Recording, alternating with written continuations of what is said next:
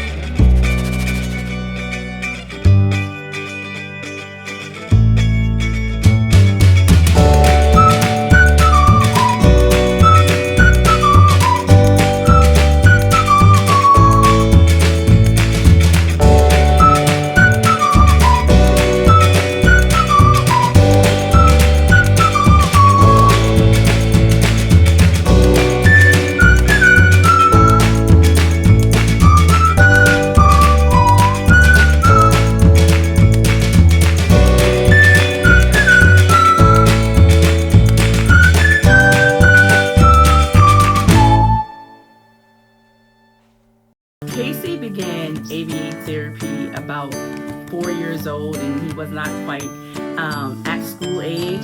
So we had about a year or 6 months of ABA services.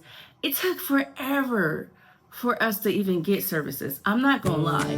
I suspected that Casey had autism spectrum disorder when he was maybe about, I want to say 9 months. 9 to 10 months, and I knew something was different about him when he was born because all my children, they were able to sleep independently. They didn't cry a lot, and they weren't so clingy as babies. And I know babies aren't clingy, but I don't know another term to use. So my son had what they said was oh my goodness, can't even think. Colic. That's the word, colic. They said he had colic, but for me, I never had a child who had colic. So for me, I was like, okay, something's off with this. And that's actually something they should look into, children who had colic, and if there are any relation to children who are on the spectrum. So I found it hard to put Casey in his crib or to have him sleep alone. He was not having it as a baby at all. The moment I set him down, that boy will holler his little head off. So we found that when he was that little, and he wasn't even a month old yet, yo. So we had to use something called gripe water. We used that. That kind of helped a little bit. But it was just, he was different than any other child that I had. Even my pregnancy was different. So when I was pregnant with him, I was so concerned because I could not feel him move. You know, when you're pregnant, you can always feel your baby move. You can feel him shift. And I remember one night I was just laying there and I was just like telling my husband, I haven't felt the baby move all day. So he says, okay, get dressed. Let's go to the emergency room. We got dressed, went to the emergency room, and they did an ultrasound. And they had told me that everything looked good with him, but they had told me the way my placenta was sitting, it was more so at the top of my belly, and KC was like beneath it. So the placenta usually sits in a different position from what they were explaining. So when he kicks and he moves, I wasn't feeling it. So I really didn't get to feel KC move until I was about 8 months. And that's, yes, y'all. So already I had like this disconnect because I couldn't have like that maternal connection with my unborn fetus because I didn't get to feel those movements until like my last month. Fast forward.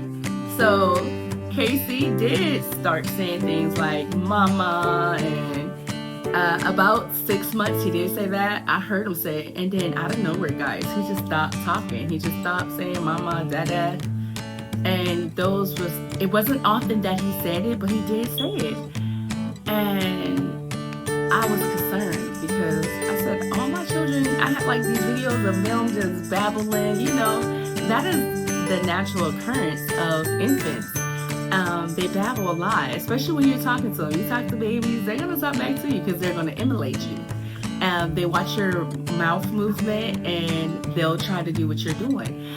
And so I did get that from Casey, but not a lot.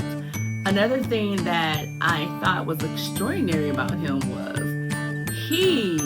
anything that he set his mind to that he's seen his older siblings do. So Casey is the baby out of 7 kids. So he has 6 other siblings. And he modeled right after them. Trust me, he was always on the go after them. So I just knew that he was extraordinary. But what concerned me was when he was about, well, I can't say it's really concerning. So most children go through phases of learning to walk. They'll crawl first. So KC was at that stage of crawling. He was crawling and he didn't crawl long. He would crawl after his brothers all the time, and they would run out through the house because he'd watch his brothers play, and they'll be chasing each other and roughhousing. And then one day I'm sitting there and I'm just watching him play, and I watch him push himself up, his little bitty self up. And mind you guys, this was 8 months. 8 months. He was near 9 months, but he was still 8 months. 8 months, he pulled himself up and just started walking. Mind you, I hadn't even taught him how to walk yet because we weren't at that stage of ready to walk. We were still in the crawling era. At least that's how the other children did it. And he just pulled himself up and started taking his little steps. And then once he knew he had it, it was just like, it was the confidence in Casey. He had a confidence like no other.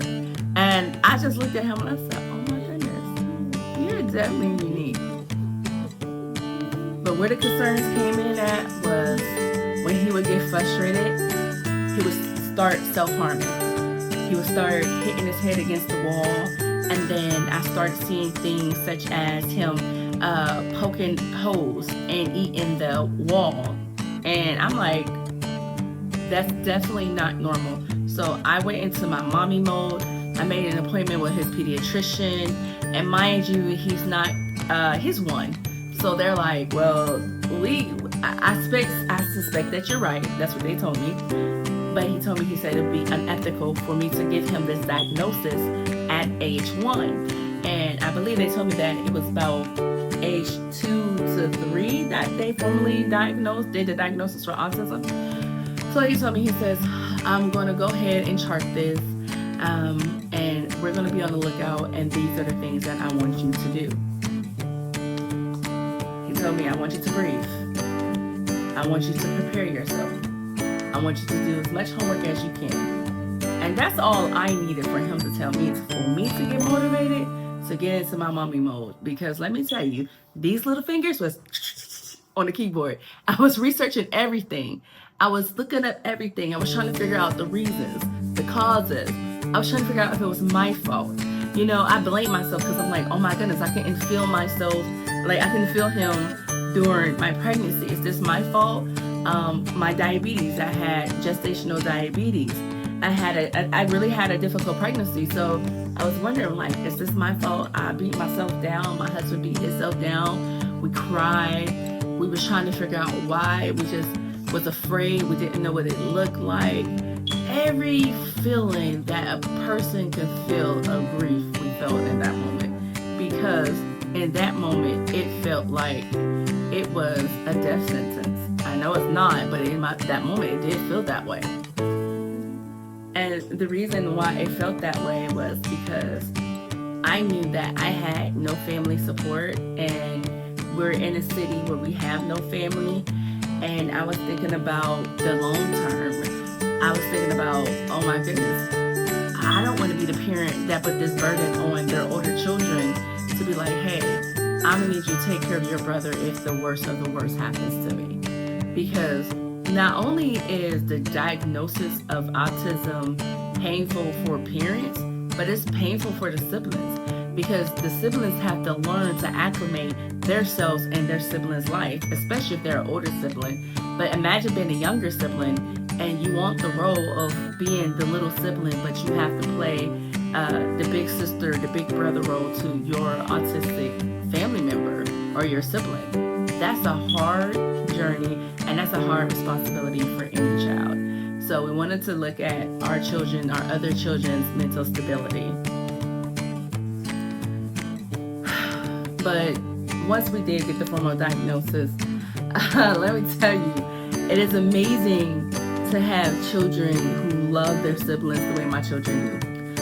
My older children were one of the biggest reasons why Carter is progressing and he's learning and he has speech now, and he's so goal oriented. He watches his older siblings, but not only did his older siblings conform their life, which I don't know if I want to say conform, but they altered their life a little bit because they love their brother so much. And I always tell them, listen, this is not on you, this is on me, this is my responsibility. And my two oldest daughters, like, girl, please, this is my baby. This is my baby. And my children, all my children, they got into research mode. When I'm telling you, my oldest daughter, my 25-year-old, she found, I forget the name of the song, but it was this video on Netflix. And she found that video and he fell in love with it. And let me tell you, my 21-year-old, she also was the greatest help. And their brothers too. So they were finding things like Elmo songs. They was on there, hey mom, this song is gonna be great. And I'm telling you, my kids compiled a playlist for him on YouTube. And that would get him settled. And so we had purchased him this little train track. It's an electric train track and it goes in a circle. It's pretty big. It's like a Tiny Tots electric train.